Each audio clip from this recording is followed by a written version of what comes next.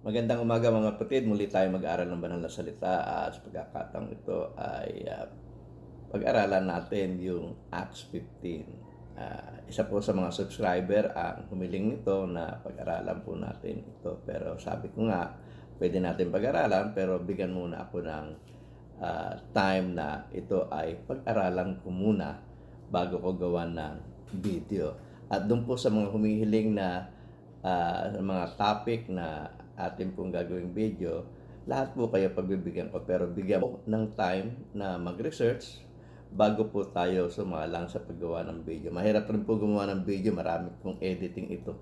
At syempre, kung gagawa po tayo ng video, iingatan po natin yung content na ilalagay po natin sa video sapagkat marami pong nakikinig at maaring may sasalungat doon sa mga mapapakinggan nila na ilalatag po natin content dito po sa video. So, sa pagkakataong ito, ay tignan natin kung ano ang nangyari doon sa Acts 15. At naniniwala ko, yun yung gustong malaman nung nag-request na kung bakit niya nire-request na pag-aralan natin o gawan ko ng video yung Acts 15. Yung Acts 15 po ay nangyari right after nung tinatawag na first missionary journey ni Apostol Pablo at ni Barnabas at iba pa nilang mga kasama.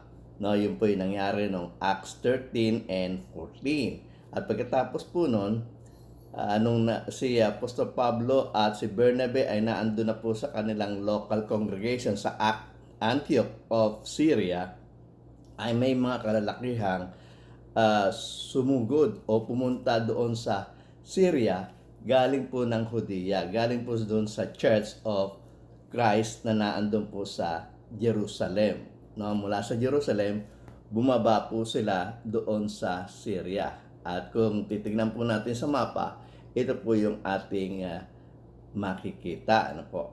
So, sa mapa po na naandito po sa ating screen, makikita natin mula doon sa Jerusalem ng Judea ay sila po ay bumaba doon sa Antioch ng Syria na kung saan yun po yung congregation nila Pablo at ni Bernabe. At ang pumunta po doon ay yung mga nasa naandun naman po sa congregation Judea. At ganito po yung pangyayari. No, sa verse 1, ganito po ang sinasabi ng Acts 15. At babasahin ko po muli doon sa RSB, sa Revised Standard Version ng Bible. Sabi po ng banal na kasulatan ay ganito: But some men came down from Judea and were teaching the brothers, unless you are circumcised according to the custom of Moses, you cannot be saved. So yun po yung kanilang itinuturo, no? Na syempre napakinggan rin ni nila Pablo at ni Barnabas. Ang sabi nila, kung hindi kayo susunod dun sa kaugaliang itinuro ni Moses na pagtutuli, hindi kayo maliligtas. Kaya anong nangyari? Nagkaroon po ng mainit ng pagtatalo, pagdidebate, no? Si Pablo, si Bernabe laban doon sa mga taong sumugod galing sa Judea. At sabi sa verse 2 ay ganito: And after Paul and Barnabas had those small dissension and debate with them, Paul and Barnabas and some of the others were appointed to go up to Jerusalem to the apostles and the elders about this problem o about this question. No? Ibig sabihin, about this problem. Ano yung problem? Itong mga ito, sinasabi doon sa mga kapatiran na na hindi kayo maliligtas ng mga hintil kung hindi kayo susunod sa kaugalian ni Moses. No? At particular yung pagtutuli.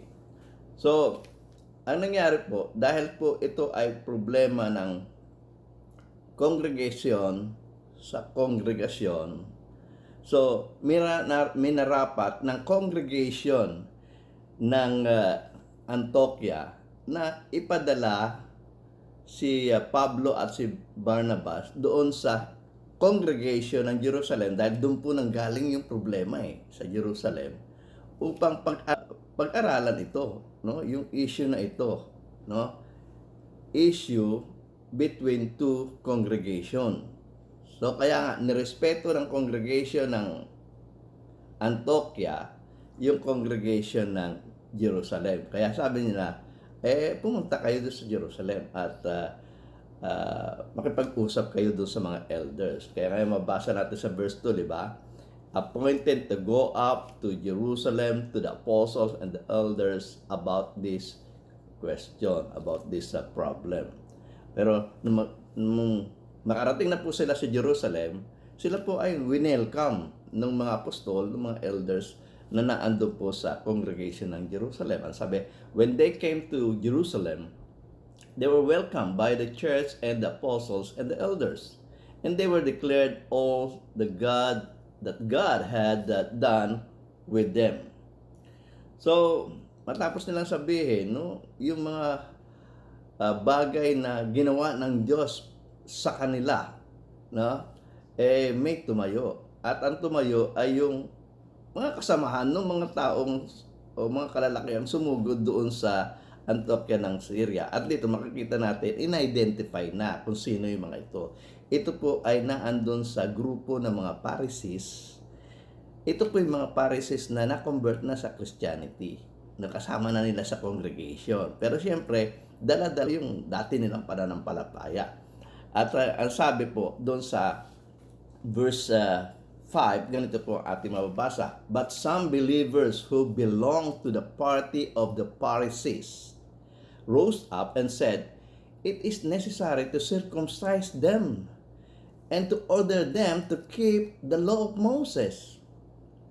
So makikita natin, nagkaroon na ng pag-change ng tinatawag na proposition. No? Kung natatandaan nyo, doon sa verse 1, ang proposition nila na sinasabi nila doon sa mga kapatiran, unless you are circumcised according to the custom of Moses, you cannot be saved.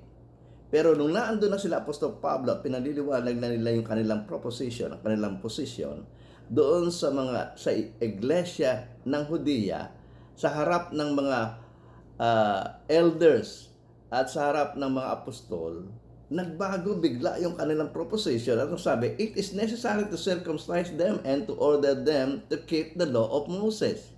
So makikita natin, nagkaroon ng pagbabago doon sa kanilang proposition. Na, yung unang proposition, may kinalaman ito doon sa kanilang, talagang kanilang paniniwala. At yung po yung naging problema rin ng ating Panginoong Kristo ng kanyang personal ministry, no, tungkol sa mga taong ito. Ang mga taong ito hindi naman talaga sila nagtuturo ng kautusan ni Moses, kundi ang kanilang itinuturo ay may kinalaman doon sa traditions of men. So yung unang proposition, may kinalaman ito sa traditions of men. At ang sinasabi dito, kung tatandaan nyo sa Mark chapter 7 verse 6 to 9, ang sabi po ng ating Panginoong Kristo sa kanila, sa mga Pariseo ay ganito. And he said to them, well did Isaiah prophesy of you hypocrites, as it is written, these people honors me with their lips, but their heart is far from me. In vain do they worship me, teaching the doctrines and precepts of men. You leave the commandments of God and hold fast the traditions of men. And he said to them, you have fine way of rejecting the commandment of God in order to keep your tradition. So makikita natin, itong mga ito kasi ay nanggaling sa sa party, sa grupo ng mga Pariseo na ang talagang dala-dala naman kasi nila yung aral ng tao at nilisa na nila at tinakwil na nila ang utos ng Diyos. Kung inutos ng Diyos yung circumcision. Pero ang circumcision po, kahit noong pang-unang inutos ito, it has nothing to do with salvation.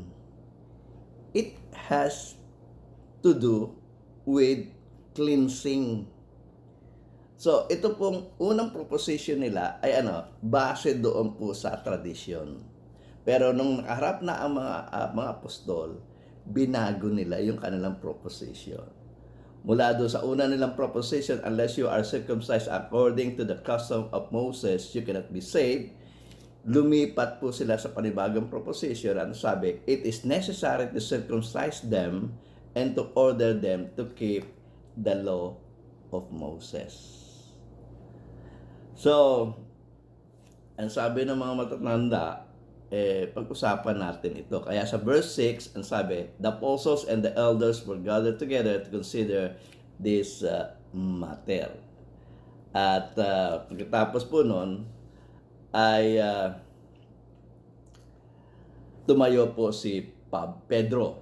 At sa pagtayo ni Pedro, ipinaliwanag niya yung nangyari sa kanya, yung experience niya doon sa Acts 10, na kung saan, kung paano tinanggap ng Diyos ang mga hintil, na kung ano nangyari sa kanila sa Acts 2, the same na nangyari at ipinakita ng Diyos kay Pedro yung nangyari sa sa Acts 10 sa mga hintil. Kaya sabi ni Pedro, dapat natin tanggapin yung yung mga hintil. At yung mabasa natin doon sa chapter verse 7 hanggang 10. Ang sabi, after there had been much debate, Peter stood up and said to the brothers, brothers, you know that in the early days God made a choice among you that by my mouth the Gentiles should hear the word of the gospel and believe.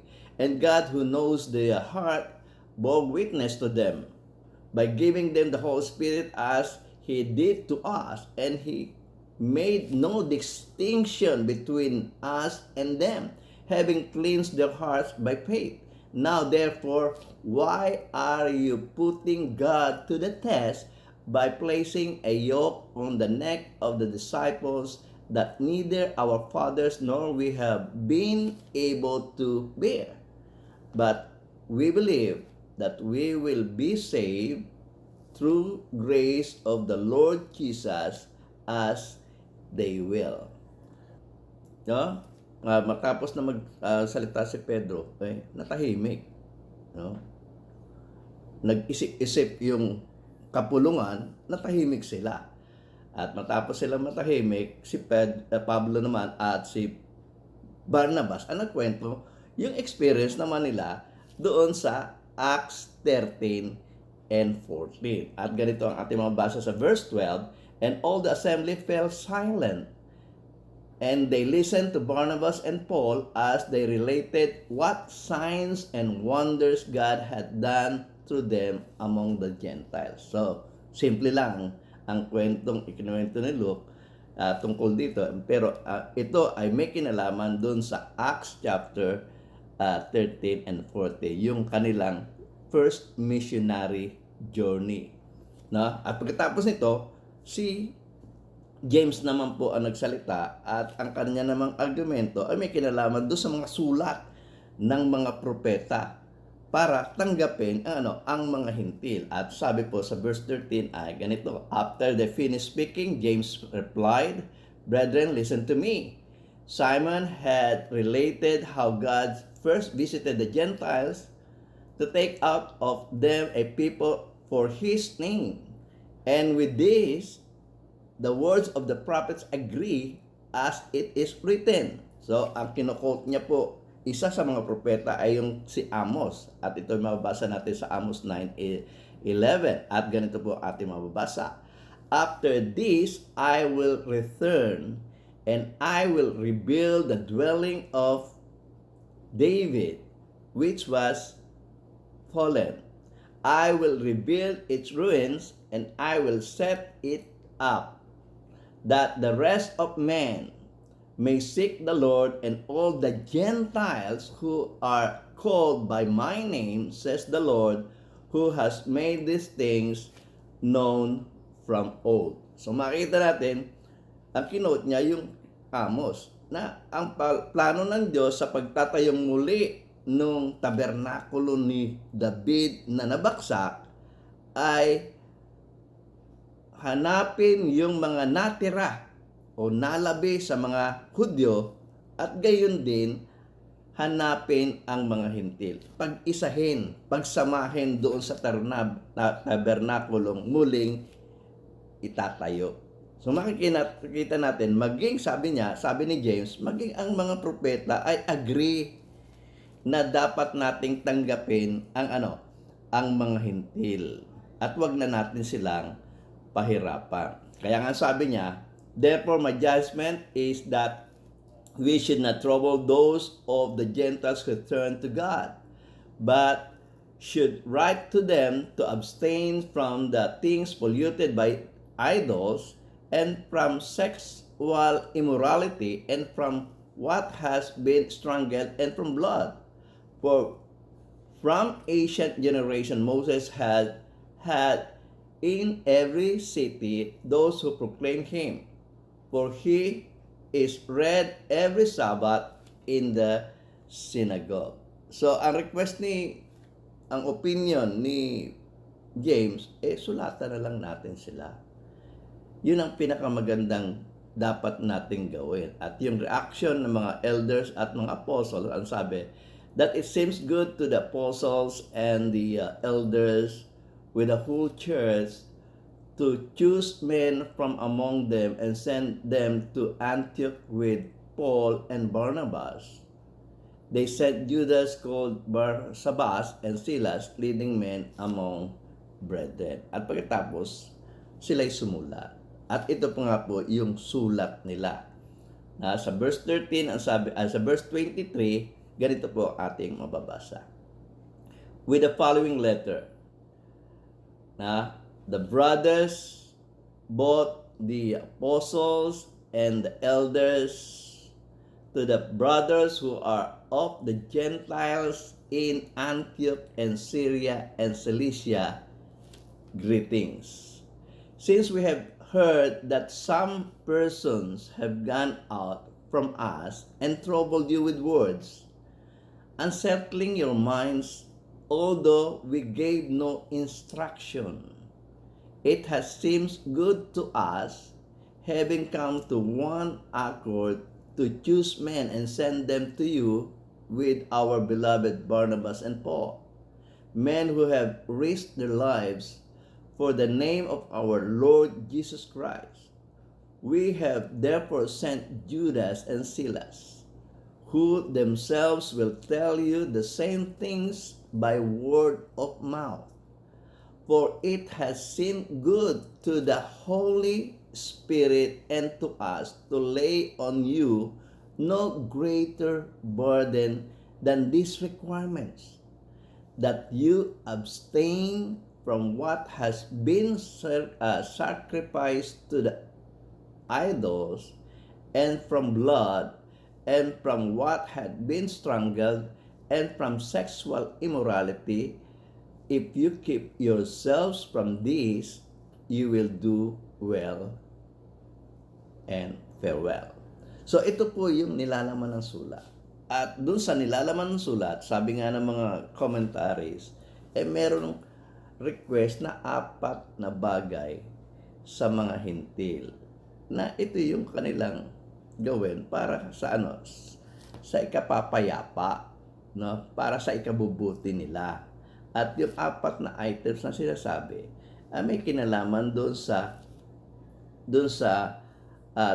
temple o idol worship, na may kinalaman doon sa paghahandog o paghahain sa mga Diyos-Diyosan.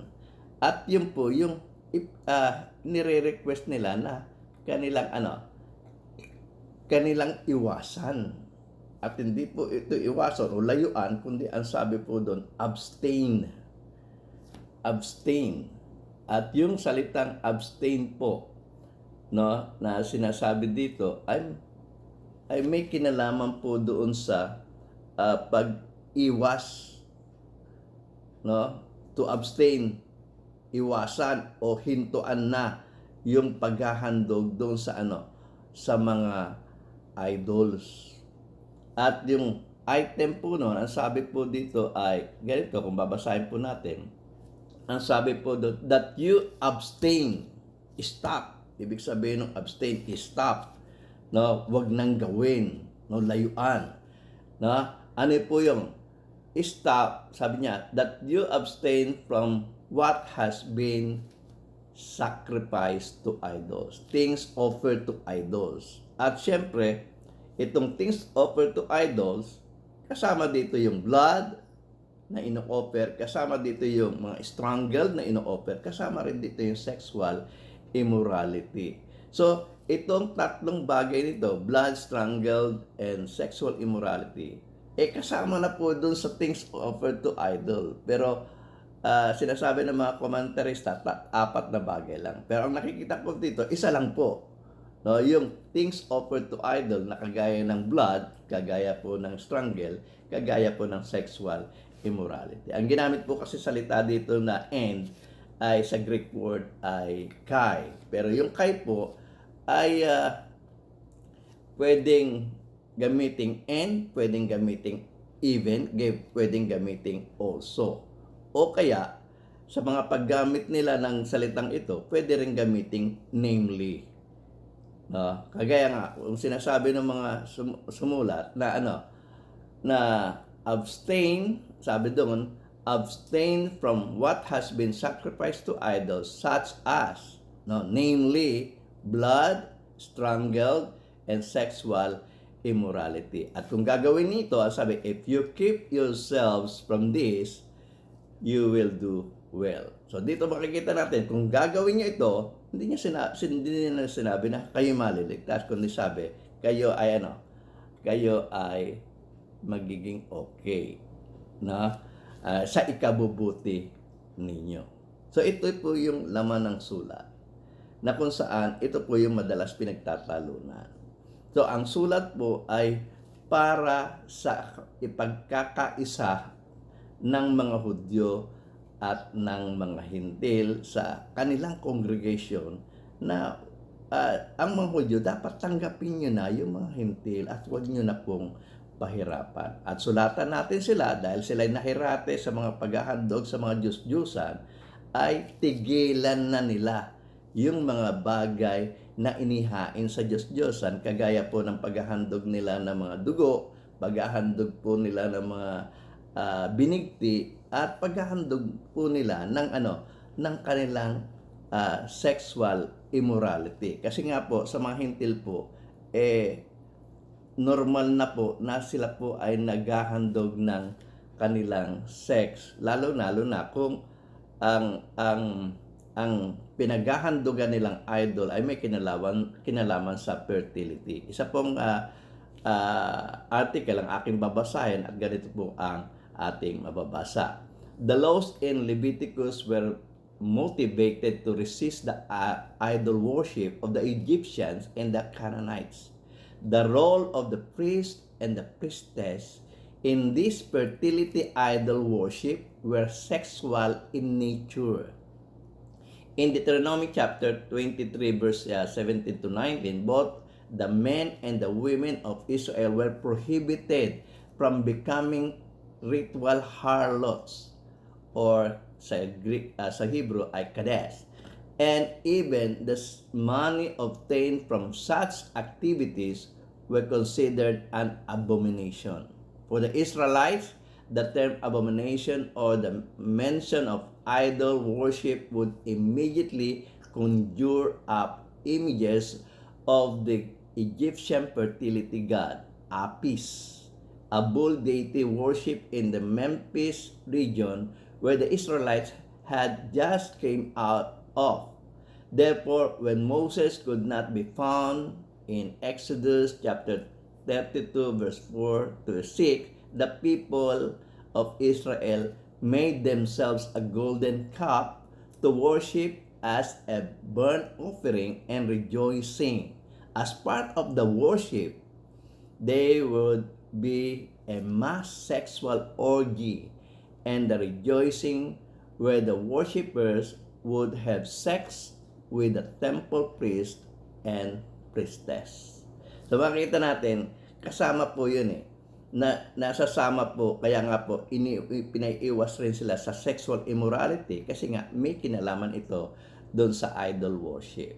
Sa idol worship, nag-offer sila ng things offered to idol, such as blood, strangled, and sexual immorality. At ito po yung ipinaiiwas. Ito po yung pinatitigil na at request ng mga ng church ng Judea sa church ng Antioquia.